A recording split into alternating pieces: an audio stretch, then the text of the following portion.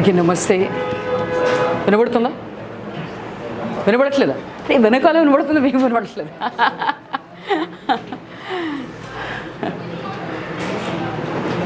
అందరికీ నమస్తే.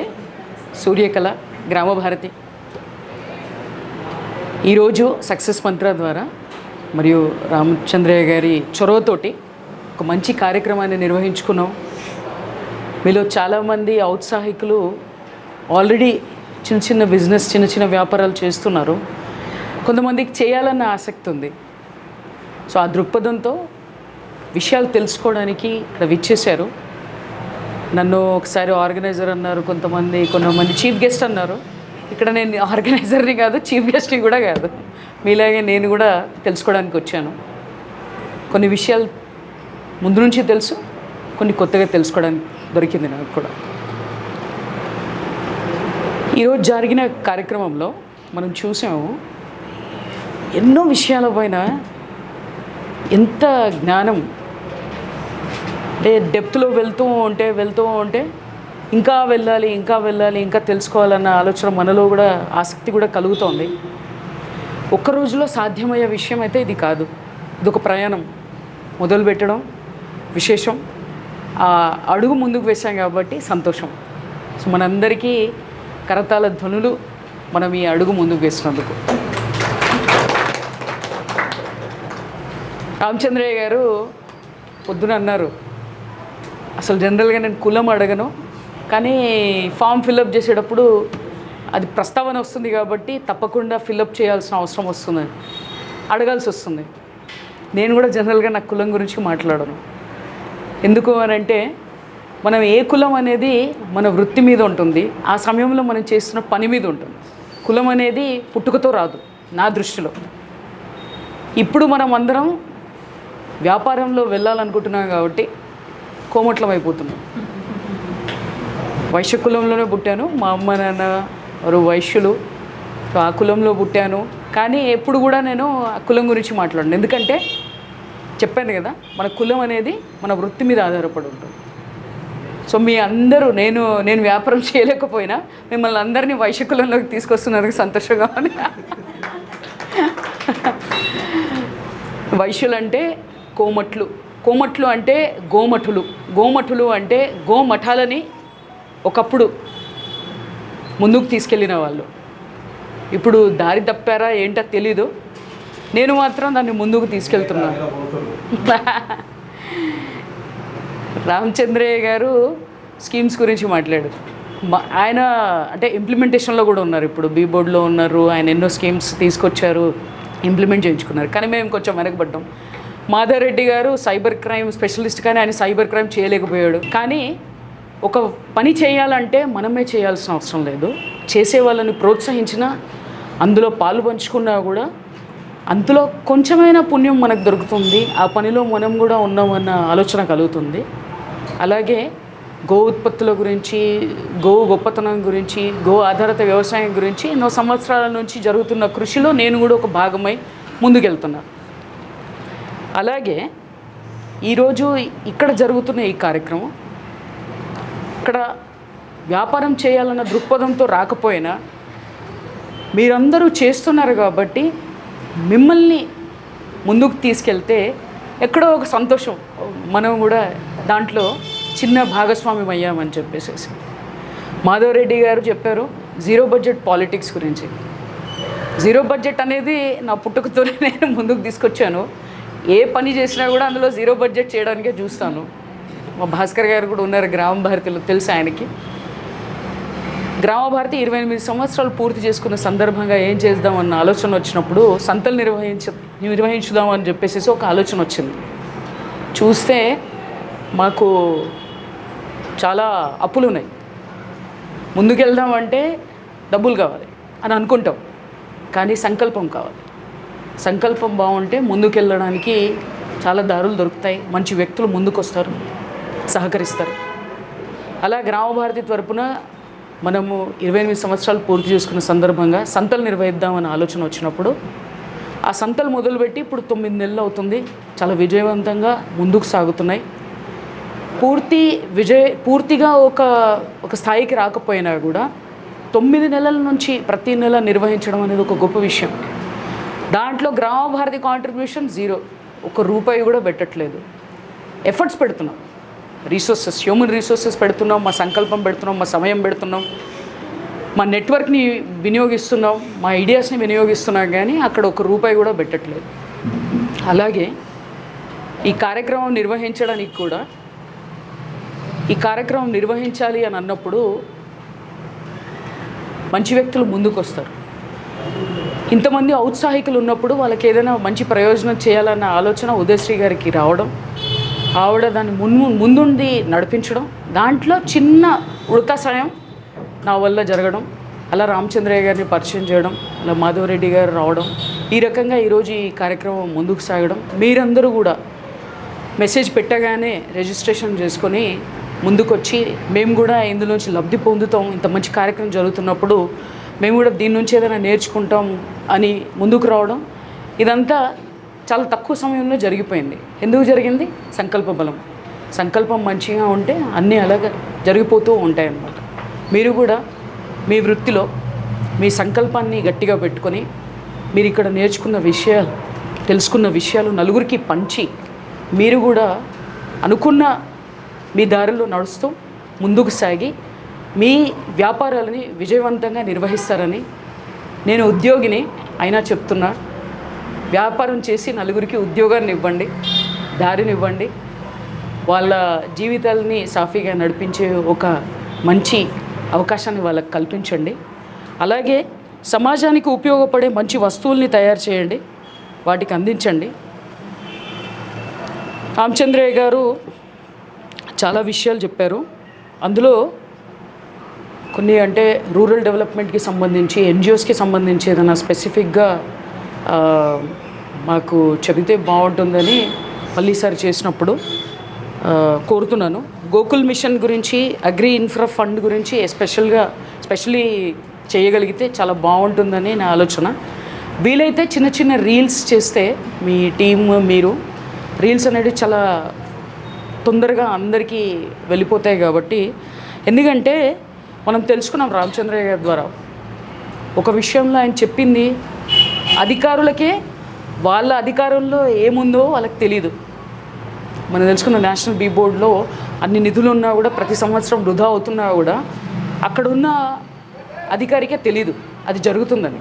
అలాగే మినిస్టర్స్ దగ్గరికి వెళ్ళి మనం ఇలా ఫండ్స్ తెచ్చుకోవచ్చు, పక్క రాష్ట్రాలు ఇలా తెచ్చుకుంటున్నాయి, మనం తెచ్చుకోవట్లేదు అని వాళ్ళకే జ్ఞానాన్ని అందించాల్సిన అవసరం వచ్చింది. ఆ పనిని ఆయన చేస్తున్నారు. అంత గొప్ప వ్యక్తి మనందరితో ఇంత సమయం గడపడం అని అంటే చిన్న విషయం కాదు. ఆయనకి కృతజ్ఞతలు. అలాగే ప్రతి క్షణం సమాజం గురించి ఆలోచించే మాధవరెడ్డి గారు, మీరు చూశారు ఎన్ని పనులు చేస్తున్నారు ఆయన. ఒక ప్రోగ్రామ్ అటెండ్ అయ్యారు, జీవన్ విద్య. దాని ద్వారా నలుగురికి ఉపయోగపడే ఏదైనా ఒక పని చేయాలన్న ఆలోచనతోటి, ఒకటిగా అందరికీ ఈత నేర్పించడమే కాకుండా, వాళ్ళ ప్రాణాలను కాపాడటమే కాకుండా, వాళ్ళకి ధైర్యాన్ని ఇవ్వడమే కాకుండా, జీరో బడ్జెట్ పాలిటిక్స్ అనే ఒక ఆలోచనని కూడా నలుగురిలో తీసుకెళ్ళి, డబ్బులు పెడితేనే రాజకీయం కాదు, మీరు మంచి ఆలోచనతో కూడా రాజకీయం చేయొచ్చు అనే ఒక ఆలోచనతోటి వెళ్ళడం. అలాగే ఎవరింట్లో ఏం జరుగుతుందని మనకెందుకు అని అనుకునే సమయంలో ఎవరింట్లో కూడా సైబర్ క్రైమ్కి ఎవరైనా గురైతే పాపం బాధపడడం. ఎందుకంటే ఆయన ఫోన్ చేస్తుంటారు, శ్రీనివాస్ అన్నయ్యకి చేస్తుంటారు, మాధవరెడ్డి గారికి చేస్తుంటారు, అది మన రామచంద్ర గారికి చేస్తుంటారు, నాకు చేస్తుంటారు.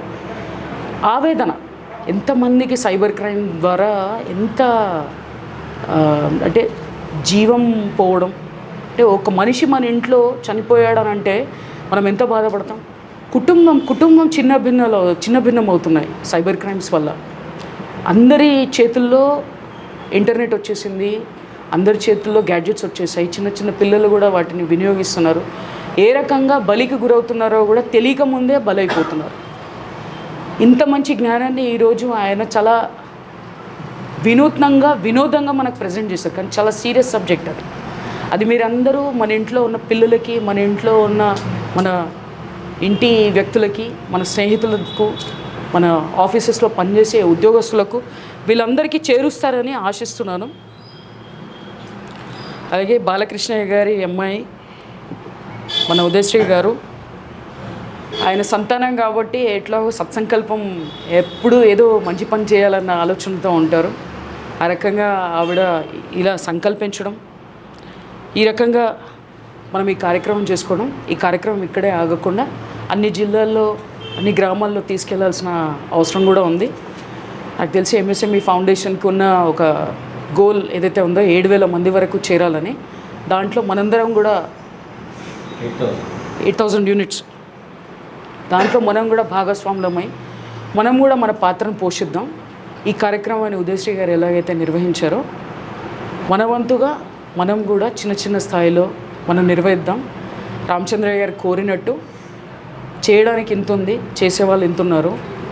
సో మన చుట్టూ ఎవరైనా యూత్ చాలా మంచిగా చదువుకొని విషయ పరిజ్ఞానం ఉండి, ఫోను ల్యాప్టాప్ సరిగ్గా వాడగలిగే పరిజ్ఞానం ఉండి కానీ ఏమీ చేయక ముందుకు సాగలేక ఉన్న వాళ్ళని మనం కనుక రామచంద్రయ్య గారి చేతుల్లో ఈరోజు పెడితే ఫ్యూచర్ రామచంద్రయ్య గారిని మనం పొందగలుగుతాం. నాకు తెలిసి రామచంద్రయ్య గారి లాగా ఈ విషయంలో పనిచేస్తున్న వాళ్ళు ఎవరు లేరు మన తెలంగాణలో. మీరు చూశారు కదా, మినిస్టర్స్కి ఆయన సజెషన్స్ ఇచ్చారంటే ఆ రకంగా అక్కడ ఉన్న అధికారులు కూడా చెప్పలేకపోతున్నారంటే మీరు ఆలోచించవచ్చు సీరియస్నెస్ ఆఫ్ ది ఇష్యూ ఎంత లోతుగా ఉందన్నది. సైబర్ క్రైమ్స్ మీద నాకు తెలిసి ఈవెన్ గవర్నమెంట్, పోలీస్ డిపార్ట్మెంట్ కూడా అంత పనిచేయట్లేదు, అంత మాధవరెడ్డి గారు పనిచేస్తున్నారు. అంత గొప్ప వ్యక్తులు వాళ్ళ సమయాన్ని వాళ్ళ పూర్తి రోజుని మనకి ఇచ్చారు. అది వృధా పోవద్దు అని అంటే మన స్థాయిలో మనం కూడా బాధ్యతగా ఇప్పుడు ఇక్కడ నేర్చుకున్న విషయాల్ని అందరికీ అందించాలి, తెలియజేయాలి అని మనసారా కోరుతున్నాం. మళ్ళీ ఒకసారి రాజ్ కుమార్ గారికి, రామచంద్రయ్య గారికి, వారి బృందానికి, back to roots YouTube channel వారికి, వచ్చిన మీ అందరికీ ఈరోజు ఈ కార్యక్రమాన్ని ఇంత గొప్పగా అందరూ నా వాళ్ళు, అందరూ నా కుటుంబం, ఆ కుటుంబంలో నేను ఒకరు అనుకునే ఉదయశ్రీ గారు నిర్వహించడం, అందులో పాల్గొనడం చాలా ఆనందంగా ఉంది. పేరున మీ అందరికీ కృతజ్ఞతలు. ఉదయశ్రీ గారికి కూడా నేను కూడా ఇక్కడ విద్యార్థిలాగా వచ్చాను, నేర్చుకున్నాను, తెలుసుకున్నాను. చేయాల్సింది చాలా ఉంది అని ప్రతిసారి రామచంద్రయ్య గారిని విన్నప్పుడు అల్లా అనిపిస్తుంది, అబ్బా ఇంత ఉందా చేయాల్సింది అని చెప్పేసి. మళ్ళీ అంటుంది ఆల్రెడీ చేతిలో ఇంత పని ఉంది కదా, ఇంకేం చేయగలుగుతాం అని చెప్పేసి మళ్ళీ పక్కదారిని పడతాం. ఉదయశ్రీ గారు ఈసారి చెయ్యి పట్టుకొని అలా కాకుండా చూస్తానంటున్నారు, చూద్దాం ఎక్కడి వరకు జరుగుతుందో. సో మళ్ళీ ఒకసారి ఇలాంటి మంచి కార్యక్రమంలో పాల్గొందాం. కానీ గ్రూప్లో ఉదయశ్రీ గారు గ్రూప్ క్రియేట్ చేసిన తర్వాత గ్రూప్లో ఇతర విషయాలు పెట్టకుండా మీరు పొందుతున్న పురోగతి, మీ వ్యాపారంలో మీరు చేస్తున్న అందులో తెలియజేస్తూ పొందిన లబ్ధిని తెలియజేస్తే ఒక్కొక్కరి సమయం చూడండి. రామచంద్రయ్య గారికి ప్రతిరోజు 15,000 ఈజీగా వచ్చేస్తాయి, ఇంకెక్కువే రావచ్చు కోరుకుంటే. అలాగే మిగతా వాళ్ళు కూడా ఉన్నారు ఇక్కడ. కానీ వారందరి సమయాన్ని మనకిచ్చి ఈరోజు ఈ కార్యక్రమం చేశారంటే ఆత్మసంతృప్తి కోసం. శ్రీనివాస్ అన్నయ్యకి అనవసరమైన ఫోన్లు ఎన్నో వస్తుంటాయి. బ్యాక్ టు రూట్ శ్రీనివాస్ అన్నయ్యకి ఏ కార్యక్రమం చేసినా ఆ కార్యక్రమం ఏదో అంటే ఆ వస్తువు ఆయనే తయారు చేస్తున్నారేమో, లేకపోతే ఆయనకు విషయ పరిజ్ఞానం పూర్తిగా ఉంది, ఆయనే చెప్పాలి అన్నట్టు ఈ విత్తనం ఎక్కడ దొరుకుతుందని కూడా ఆయనకు ఫోన్లు చేస్తుంటారు. ఓపిక్గా మాట్లాడాల్సిన అవసరం వస్తుంది. రామచంద్రయ్య గారికి చూశారు కదా, అసలు అంత నాలెడ్జ్ ఉండి కూడా మనిషి ఎంత హ్యాపీగా మనందరితో, ఆయన రోజు చూసే డాక్యుమెంట్స్ లేకపోతే ఆ ల్యాప్టాప్, ఈ స్కీమ్స్ ఇవన్నీ చదువుతుంటే నాకు తెలిసి తల తిరిగిపోతుందేమో మనకు. అది విగ్గులాగా ఉంది, నాకు డౌట్నే.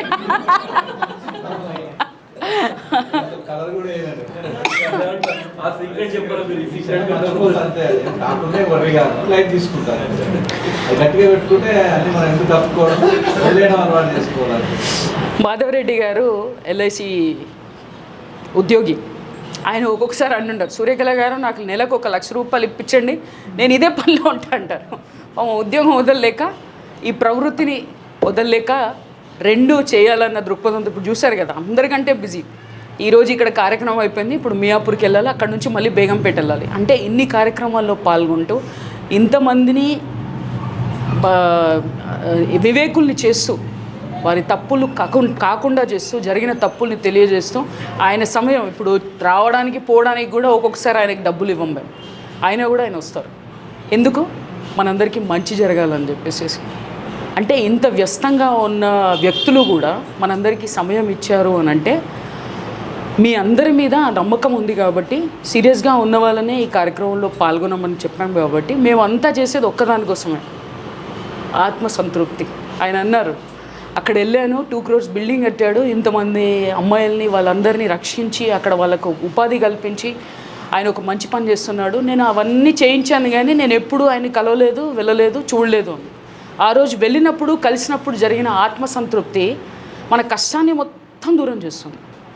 ఈరోజు ఈ సమయాన్ని నేనైనా ఆయనైనా ఇంకెవరైనా సరే, ఇప్పుడు మన శ్రీనివాస్ అన్నయ్య ఉన్నారు, ఆయన ఏదో పెళ్లి ఫంక్షన్ రికార్డ్ చేసుకుంటే బాగా డబ్బులు వస్తాయి, ఏ డబ్బులు ఏమని ఈ కార్యక్రమాన్ని వచ్చి ఎందుకు కవర్ చేస్తున్నారు? మంచి విషయాన్ని నలుగురికి తెలియజేయాలన్న దృక్పథంతో. అంటే మనము ఆత్మసంతృప్తి కోసం కూడా పని చేయాలి. మీరు మీ వ్యాపారాల్లో వ్యాపారం చేయండి, కానీ అందులో ఆత్మసంతృప్తి మీకు కలుగుతుందా లేదా, ఆ ఆత్మసంతృప్తిని మీరు నలుగురికి ఇస్తున్నారా లేదా, మీరు పురోగతి చెందితే మీరు ఆ పురోగతిలో భాగస్వామ్యమైన మీకు ఈ జ్ఞానాన్ని పంచిన ఆ నలుగురు గురువులకి మీరు విషయాన్ని, అంటే మేము ఇక్కడి వరకు వచ్చాము, ఇది జరిగింది, మాకు మంచి జరిగింది అనే ఒక విషయాన్ని తప్పకుండా తెలియజేయండి. తెలియజేస్తారని ఆశిస్తూ, మీరందరూ విజయవంతులు అవుతారని ఆశిస్తూ, మీరు ఆంట్రప్రినర్స్ అంటే సాహసం నేను చేయలేకపోయాను, అందుకే ఇక్కడే మిగిలిపోయా. ఎన్జిఓ సెక్టర్ వెళ్ళిన తర్వాత మొత్తానికే చచ్చిపోయింది, అస్సలు బిజినెస్ చేయాలన్న ఆలోచన అస్సలు లేదు. కానీ మీరందరూ సాహసం చేశారు, సాహసవంతులు. సో మీరు తప్పకుండా మాధవరెడ్డి గారు చెప్పిన ఆ ఈతని నేర్చుకొని ఈది మునగకుండా తేలి ముందు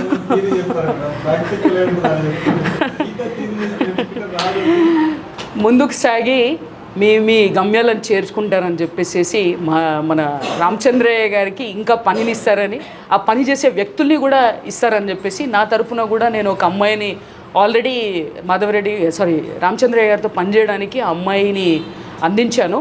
ఆయన చెప్పగానే నేను ఆ అమ్మాయికి మెసేజ్ చేసి తనని రామచంద్రయ్య గారితో మాట్లాడమన్నాను. అలాగే మీరు కూడా కొంతమంది ఆ చేతుల్ని ఇస్తే ఇంకా చాలామందికి మంచి జరిగే అవకాశం ఉంది కాబట్టి మీరందరూ అలా చేస్తారని ఆశిస్తూ సెలవు తీసుకుంటారు. మరిన్ని అప్డేట్స్ కోసం బ్యాక్ టు రూట్స్ యూట్యూబ్ ఛానల్ని సబ్స్క్రైబ్ చేసుకోండి.